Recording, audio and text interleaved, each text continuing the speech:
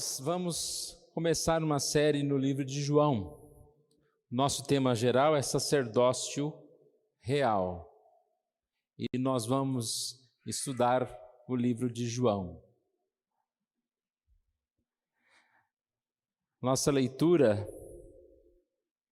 é em João, capítulo 1, versos de 1 a 5.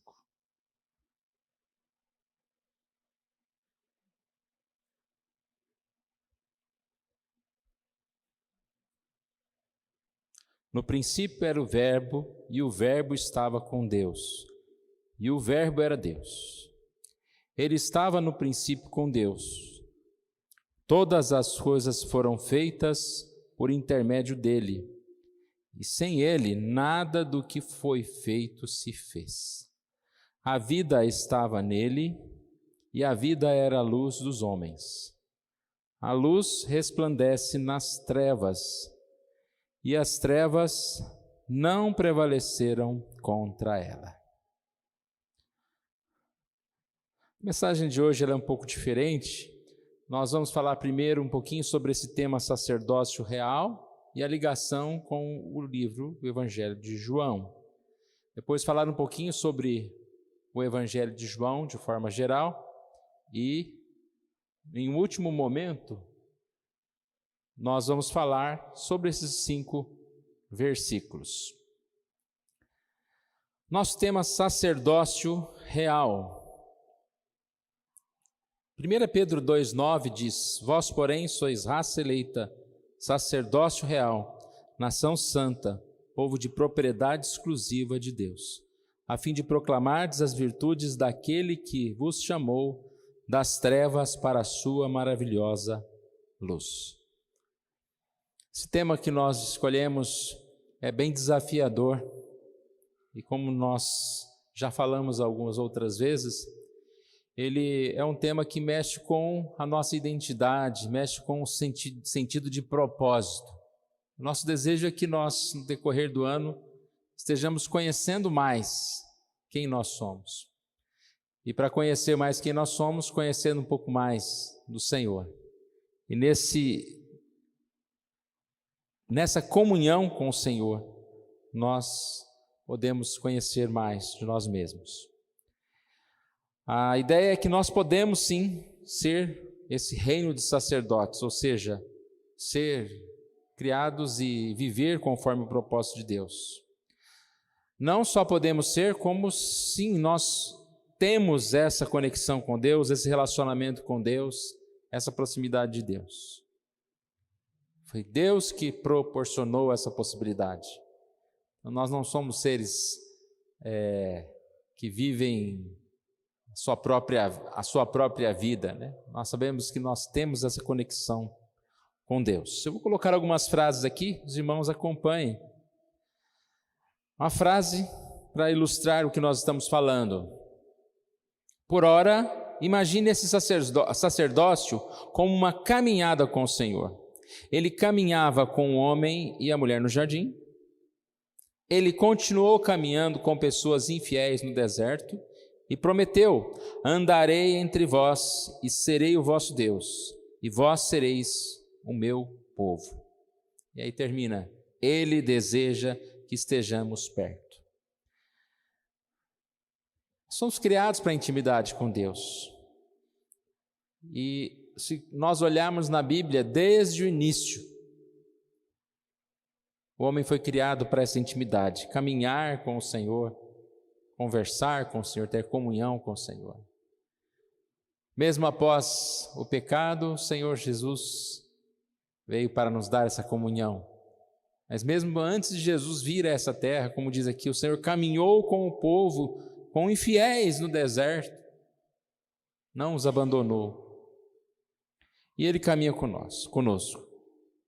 Essa é a promessa de Deus. Andarei entre vós, sereis o vosso Deus, e vós sereis o meu povo. Na verdade, é mais fácil entender a vida caminhando com Deus do que sem Deus. Alguém consegue tirar Deus da vida, da equação? Em todo instante, nós sentimos essa presença de Deus, essa companhia de Deus. Às vezes nós que não estamos bem, buscando o Senhor, ou agradando ao Senhor. Mas nós nunca podemos dizer, não, eu estou sem Deus. Quem anda sem Deus é o ímpio, que não conhece a Deus.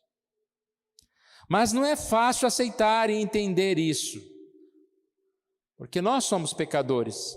É mais fácil entender que nós estamos distantes de Deus, que nós não temos e nós não podemos ter comunhão com Deus. Mas nós cremos que podemos sim.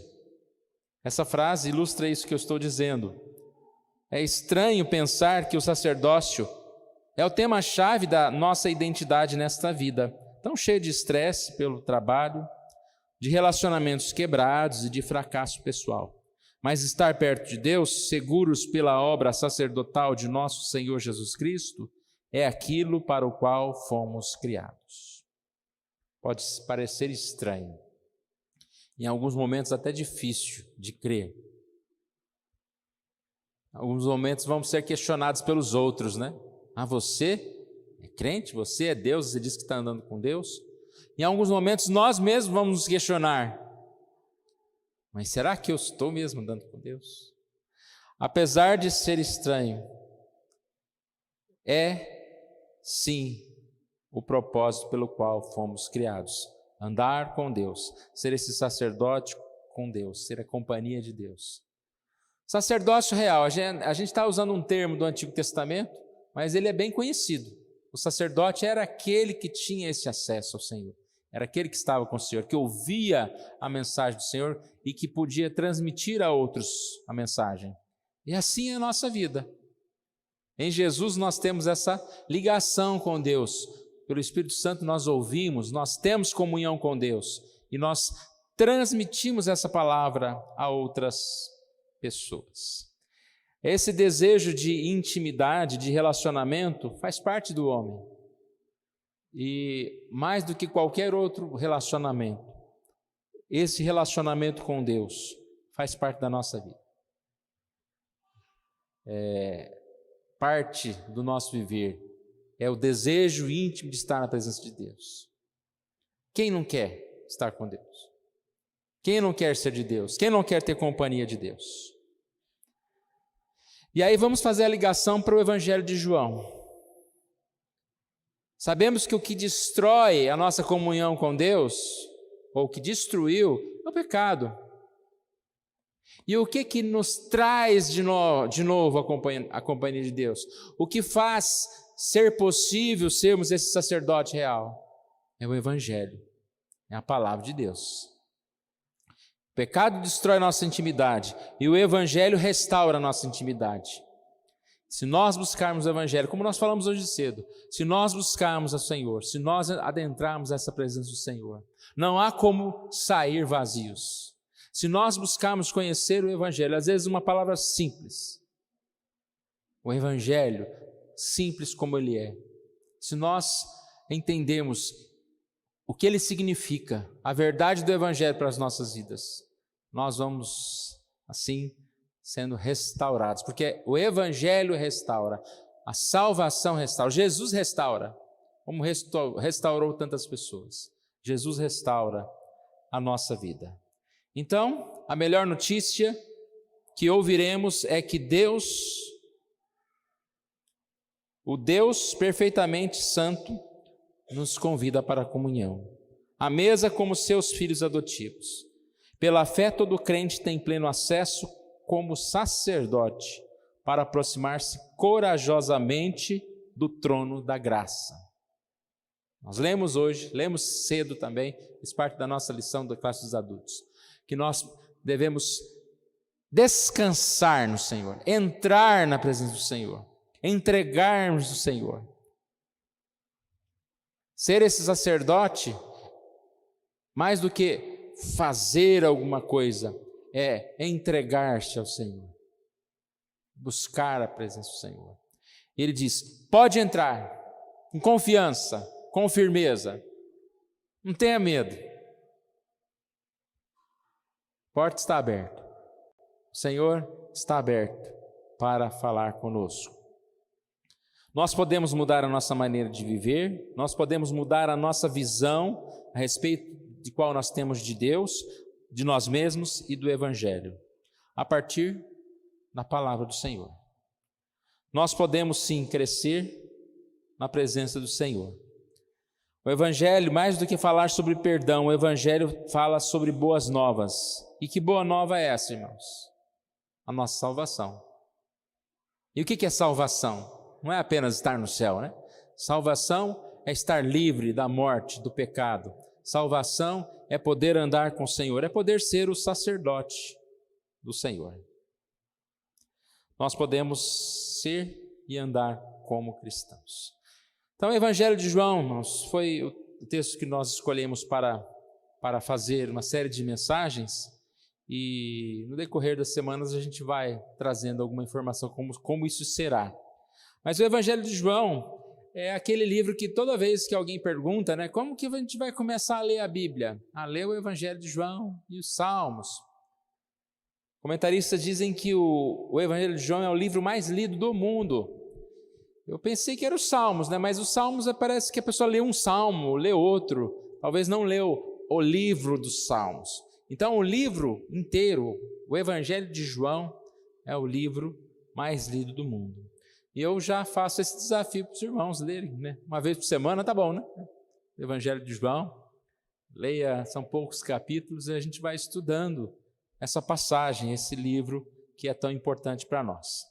Ele foi escrito no final do primeiro século, quando os demais apóstolos já estavam mortos. Foi escrito por João, né? Todos os outros apóstolos foram martirizados. E João estava lá, né? Ele foi o que permaneceu vivo.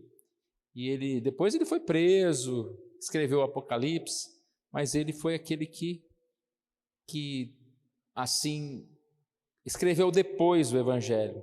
Nós conhecemos, né, que os evangelhos são chamados Mateus, Marcos e Lucas de evangelhos sinóticos, que eles têm uma sincronia, eles são bem parecidos, eles contam o nascimento de Jesus, é uma história mais igual, né, alguns milagres. Já o Evangelho de João, ele foi específico, ele é diferente.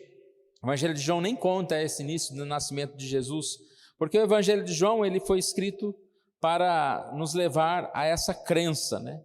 João escreve o livro para enfatizar que o Filho de Deus, o Verbo de Deus, se fez carne e veio habitar entre nós.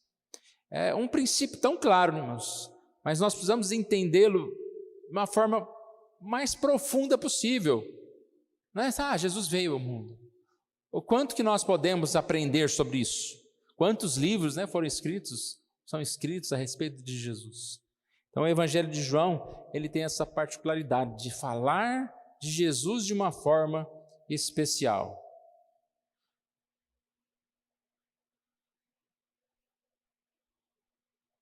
Passe para mim aqui, não está passando mais. O propósito de João foi deixar claro que Jesus é o Filho de Deus.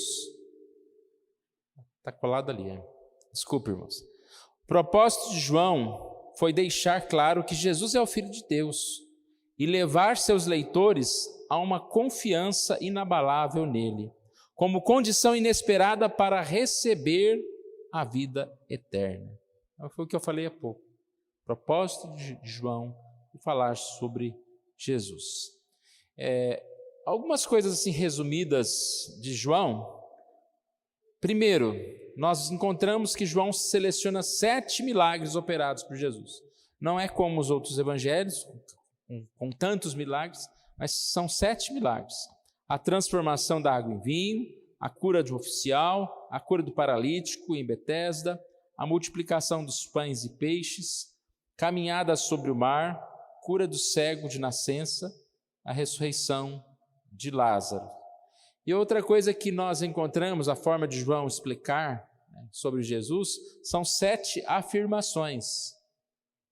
7 afirmações do próprio Jesus, que se identificando como Deus. Eu sou o pão da vida, eu sou a luz do mundo, eu sou a porta, eu sou o bom pastor, eu sou a ressurreição e a vida, eu sou o caminho, a verdade e a vida, eu sou a videira verdadeira.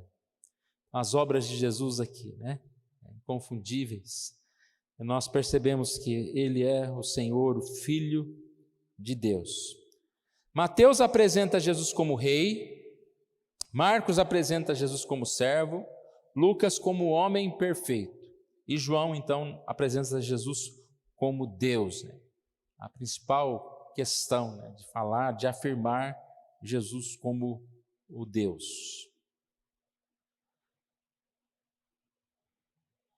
Chegamos aqui na nossa meditação de João 1, de 1 a 5. O nosso tema é o eterno e divino Jesus. Se nós abrimos a palavra, o evangelista, em poucos versículos, ele já fala de forma especial a respeito de Jesus. Aqui em João, capítulo 1, se você quiser manter a sua Bíblia aberta, depois os versículos vão ser falados aqui. Mas João diz: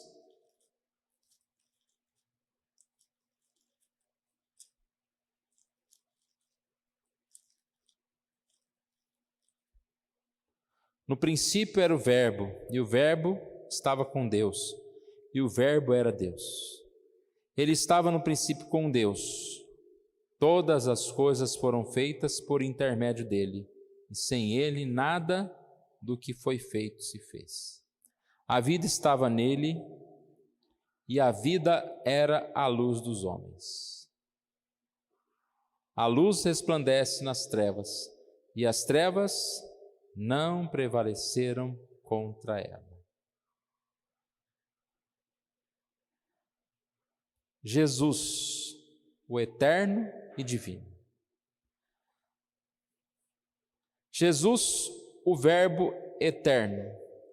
No versículo 1 ele diz: no princípio era o Verbo. Depois, no início do versículo 2 diz: ele estava no princípio com Deus. Eterno. Outra coisa difícil da gente conseguir memorizar, né? O que é algo eterno?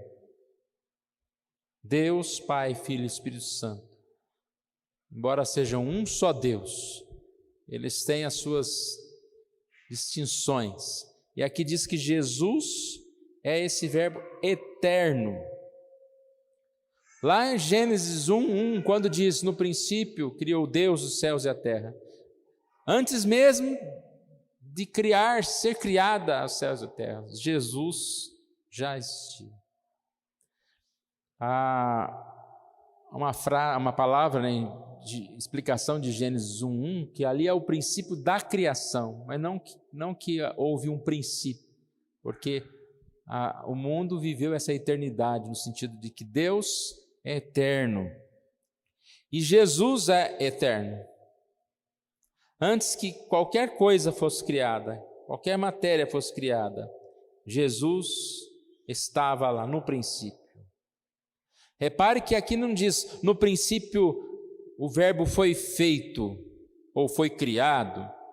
Não, diz o quê? No princípio era o verbo. Isso aqui é muito importante, porque uma questão doutrinária que rodou por muitos séculos era exatamente essa ideia errada, né, de que Deus foi criado. Então muitos hereges falavam que Jesus foi criado. Até hoje os testemunhos de Jeová ensinam isso, né, que Jesus foi criado. Jesus é o Verbo eterno. Ele mesmo diz isso lá em João 17, versículo 5, quando ele está na oração, falando com Deus Pai, ele diz: agora glorifica-me, ó Pai, contigo mesmo, com a glória que eu tive junto de ti, antes que houvesse mundo. Antes que houvesse mundo, glorifica. Então ele está exatamente afirmando que ele é eterno. Versículo 2, como nós dissemos, no início do versículo 2, diz que ele estava no princípio com Deus, antes da criação do universo. Aqui nós encontramos, né, ele desfrutando dessa comunhão com o Pai, um Deus Pai. Deus Pai e o Verbo, unidos desde a eternidade. E a gente pensa, esse Jesus é o Jesus que veio a esse mundo. É o Jesus que veio a esse mundo para nos salvar. É o Jesus que nos dá comunhão, que nós podemos ter comunhão com Ele e que nós assim podemos confiar a nossa vida, entregar a nossa vida, descansar a nossa vida, confiar a nossa salvação no eterno. Muitas vezes a gente confia em pessoas, em personalidades, né? Eu falei esse eterno aqui, eu lembrei até do Pelé, né? O Pelé é eterno, né? Eterno o quê? Uma marca? Ninguém é eterno. Todo mundo é esquecido nesse mundo. E nós pensamos, né? Deus eterno. Que peso tem isso? O peso da glória de Deus, o poder de Deus. Que peso tem isso e o quanto isso pode representar como esse resgate da nossa vida, para ser esse sacerdote, para realmente poder ter comunhão. Porque nós mesmos não somos nada. Mas Jesus é o eterno, que nos resgatou, que nos salvou. A segunda palavra aqui, nós falamos que é eterno e divino Jesus. A segunda palavra é divino. Não só eterno, mas divino. Lá no versículo 1, ainda no final, diz: o Verbo era Deus. João vai levantar isso em todo o seu livro. Jesus é Deus. No versículo 3 diz: o Verbo é Deus Criador. Só Deus para ser Criador?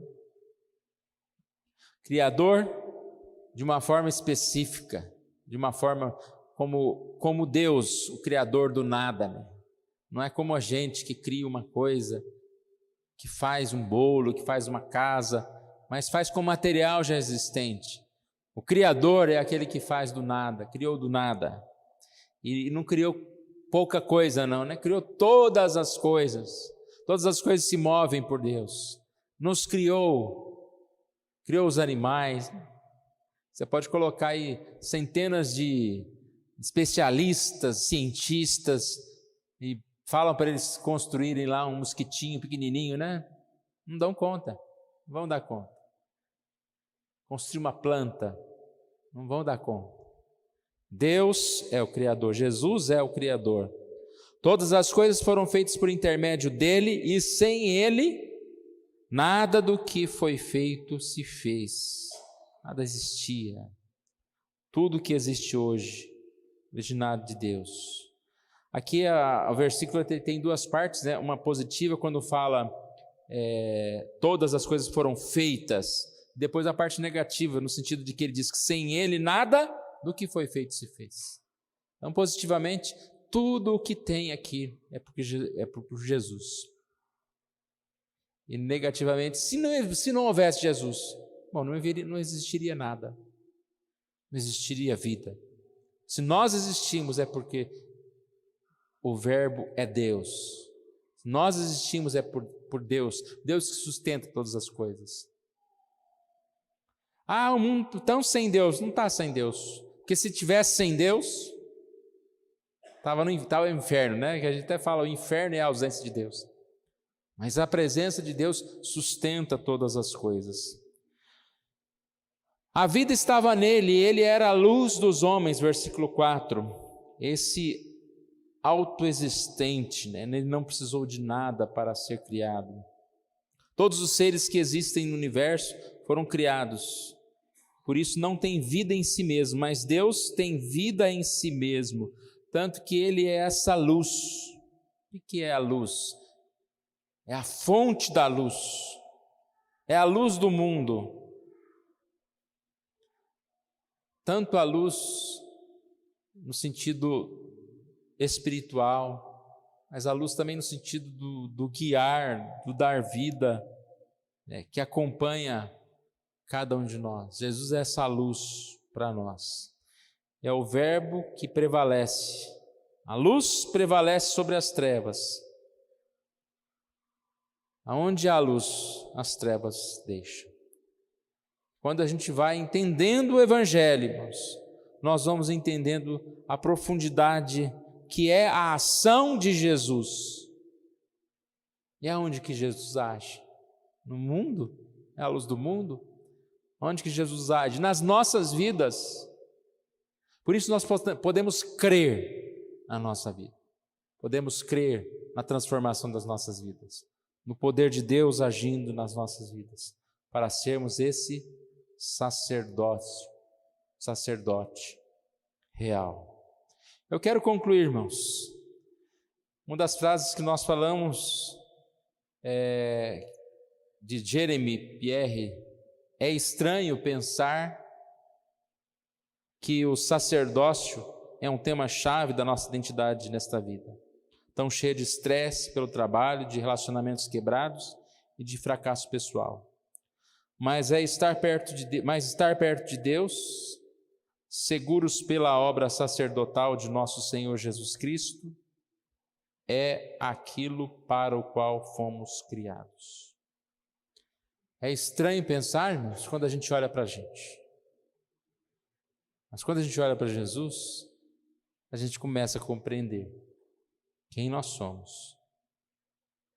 Quando a gente olha para Jesus e entende o que Ele fez por nós, e entende a possibilidade que nós temos de ter comunhão com o Senhor, nós conseguimos entender melhor que a vida pode ser muito diferente. Por isso, olhando para Jesus, nós vamos ter uma visão diferente do próprio Deus, nós vamos ter uma visão diferente de nós mesmos. Esse é o nosso desejo, nós possamos dia a dia aprender mais de Jesus e entender que Ele não nos chamou apenas para vivermos nesse mundo, mas para sermos essa luz, que quem está com a luz também transmite luz. E esse deve ser o nosso desejo, a intimidade, o relacionamento com o Senhor. Sermos restaurados pelo Evangelho. E os irmãos ficarem em pé, nós vamos orar ao nosso Deus.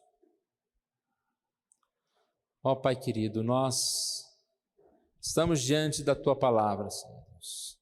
É a palavra que não é uma palavra que nos convence pela sua retórica, pela sabedoria, ó Pai, mas é a palavra que nos convence pelo Teu Espírito, ó Deus. E te pedimos que o Teu Espírito fale aos nossos corações, Senhor Deus, nos revelando Jesus, nos mostrando o amor de Jesus. Que o Senhor Deus dia a dia nos abençoe, nos fortaleça, ó Pai, para que nós possamos buscar ser aquilo que o Senhor mesmo quer de nós. O Senhor afaste, ó Deus, cada um de nós do nosso próprio egoísmo, da nossa própria vontade, ó Deus. O Senhor tire de nós, ó Pai, todo pensamento negativo, pensamento de uma autoimagem negativa. Ó Pai amado, que possamos olhar para o Senhor e dizer quem é que o Senhor Deus deseja que eu seja. E que nós possamos crer, não na gente, não no nosso poder, não na nossa condição, ó Pai, mas crer que o Senhor faz o que quer na vida daqueles que o Senhor quer. É o Senhor que levanta, que ergue do pó o desvalido, necessitado e faz sentar ao lado de príncipes, Senhor Deus, do Teu povo. E que o Senhor Deus venha erguer cada um de nós, Deus. Pai amado, tirando da nossa posição, talvez uma posição cômoda, talvez infelizmente uma posição de pecado, uma posição de afastamento do Senhor, ó Deus. Venha reerguer, ó Deus, nos colocar como filhos, para nos fazer compreender que nós somos esse sacerdote real, Deus, povo do Senhor. Oramos assim em nome de Jesus. Amém.